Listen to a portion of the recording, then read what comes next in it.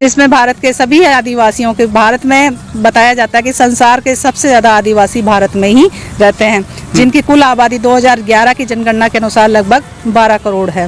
तो 12 करोड़ आबादी को ब्रिटिश शासन व्यवस्था ने एक इंडिविजुअल पहचान दे रखी थी, एक आइडेंटिटी दे रखी थी, कॉलम कोड दे रखा था। लेकिन स्वतंत्र भारत ने उस पहचान को एसटी के रूप में अनुसूचित करके हमें पहचान दी गई 1950 में। लेकिन 1961 में वो कॉलम हटा दिया गया, अन्य का कॉलम जोड़ा गया। लेकिन अब सुनने में आ रहा है कि अन्य का कॉलम भी हटा दिया गया।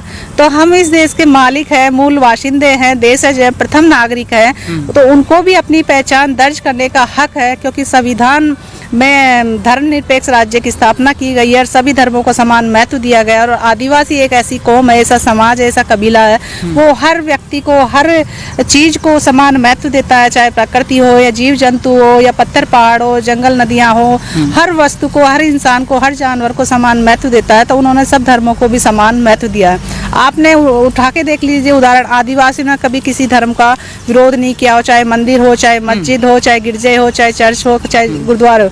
लेकिन आदिवासी आज अपनी पहचान के लिए कॉलम कोड मांग रहा है, तो आदिवासियों का विरोध क्यों हो रहा है? क्यों आरएसएस और बीजेपी और ये इतने शक्ति वाहिनी या धर्म संगठन क्यों विरोध में आ रहे हैं? क्यों मोहन भागवत बोल रहे हैं कि आदिवासियों को अपना धर्म कोड हिंदू लिखना चाहिए?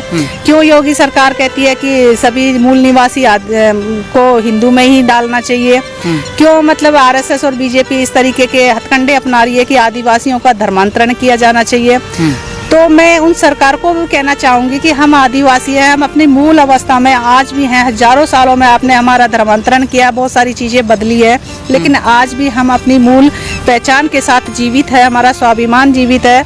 और ये ऐतिहासिक अवशेष इसकी गवाही दे रहे हैं। जगह जगह किले हैं, बावड़ियाँ हैं, महल है, कोर्ट है, सब जगह राज व्यवस्थाएँ थी। गोंडवाना में गोंडों का राज था, तो मत्स्य राज में मीनों का राज था, बिलिस्तान में भीलों का राज था, नॉर्थ ईस्ट में जाएंगे तो वहाँ के आदिवासियों के कबीलों का राज था। और इसीलिए हमें संविधान में अनुसूची 5 और 6 विशेष राज्य के दर्जों के रूप में सिर्फ आदिवासियों को ही मिली है, न कि किसी और धर्म संप्रदाय को। और वनाधिकार कानून है, पैसा कानून है, और भी बहुत सारी व्यवस्थाएं हैं जो हम आदिवासियों को इस धरती का मालिक होने की वजह से ही मिली है। और हम आदिवासी है, इसीलिए हमारे हक अधिकारों की रक्षा संविधान भी देता है। अगर हमारा धर्मांतरण होता है या हमें हिंदू कॉलम में डाला जाता है, या हमारे खुद के भाई बहन गुमराह होते हैं और वो अपने का आपको हिंदू बोलते हैं, सनातनी बोलते हैं, या भगवाकरण का अनुकरण करते हैं, तो वो एक तरह से खुद गुमराह हो रहे हैं और अपनी जड़ें या अपना अस्तित्व वो खुद समाप्त कर रहे हैं। हम किसी का विरोध नहीं करते, वो चाहे हिंदू बनना चाहते हो बने, लेकिन वो अपनी आइडेंटिटी को खो देंगे, वो अपनी मूल पहचान जो आदिवासियत है, उनके हक अधिकारों को खो देंगे।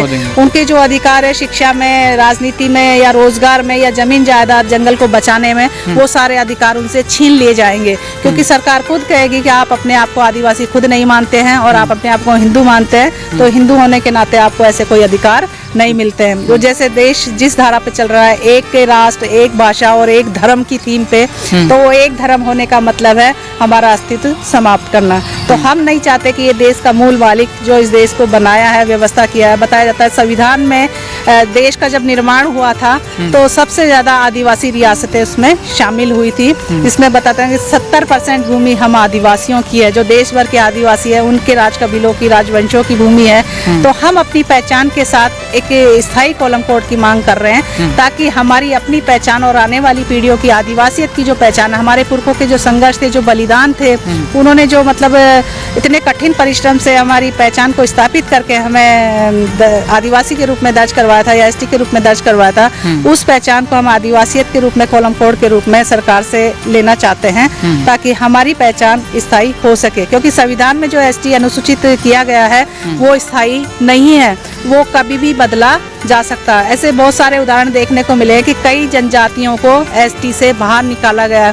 ऐसा छत्तीसगढ़ में भी सुनने में आया, वहाँ 3 जनजातियां थी जिनको एसटी सूची से बाहर निकाला गया। नाम अभी मुझे पता नहीं है, जब पता होगा तो मैं बताऊंगी।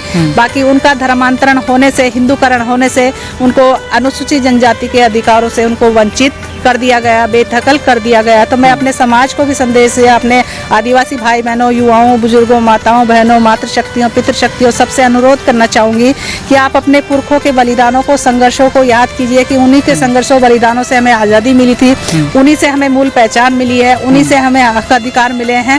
तो वो ही हमारे देवी देवता के रूप में आज भी पूजे जाते हैं, चाहे वो पैंट थाना हो, चाहे हमारे मीणा समाज में जैसे ऊत पितर भूमिया के स्थान हो, या देवी के कुल देवी देवताओं के स्थान हो।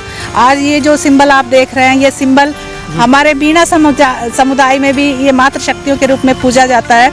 और इसमें आप देख सकते हैं, इसमें जो वेशभूषा है वो आज गोंड उरांव में आज भी वैसे की वैसे ही है। वो छत्तीसगढ़ देख लीजिए, आप MP देख लीजिए, या झारखंड देख लीजिए, वहाँ पर महिलाएं मातृ शक्तियाँ ऐसी ही वेशभूषा में थी। ये साथ ही क्यों है?